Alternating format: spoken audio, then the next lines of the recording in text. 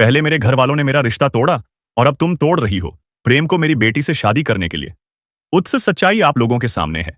प्यार के लिए परिवार से दूर था मैं, लेकिन अब मुझे कुछ नहीं चाहिए, ना प्यार ना परिवार। बाह, बजाओ सभे प्रेम।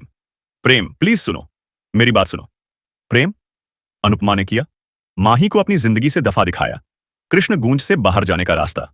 माही गिरी अनुपमा के पैर में वेल।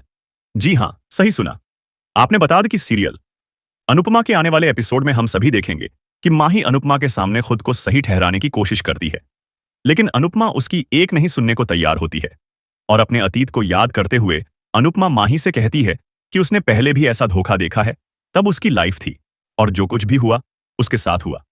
उस समय तुम्हारी जगह काव्या थी, लेकिन ये सिर्फ यही डिफरेंस है यहां पर कि प्रेम वनराज शाह के जैसा नहीं है। विल तब उस टाइम उसकी लाइफ की बात थी, इसीलिए उसने काव्या को माफ कर दिया था। लेकिन वो इस बार राही की जगह लेने की कोशिश करने के लिए माही को कभी माफ नहीं करेगी और सुना देती है, अपना फैसला और कर देती है। माही को वार्निंग और कहती है कि जैसे ही वे घर लौटेंगे माही को अपना बैग पैक कर घर छोड़कर काव्या के पास चले जाना होगा। और अगर काव्या उसे मना करती है तो वो रहने के लिए कोई दूसरा ठिकाना ढूंढ ले, लेकिन उसे कृष्णकुंज या शहर में भी रहने की अनुमति नहीं देती है। ऐसे में माही परेशान होकर अनुपमा के पैरों में गिर जाती है और माफी मांगते हुए नजर आती है और अनुपमा के सामने गिड़गिड़ा आती भी है।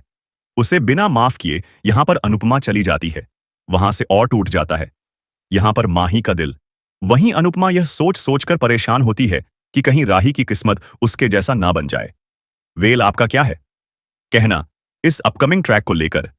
यह हमें कमेंट सेक्शन में करके जरूर बताएं। अनुपमा के आने वाले एपिसोड में हम सभी देखेंगे कि माही अनुपमा के सामने खुद को सही ठहराने की कोशिश करती है, लेकिन अनुपमा उसकी एक नहीं सुनने को तैयार होती है।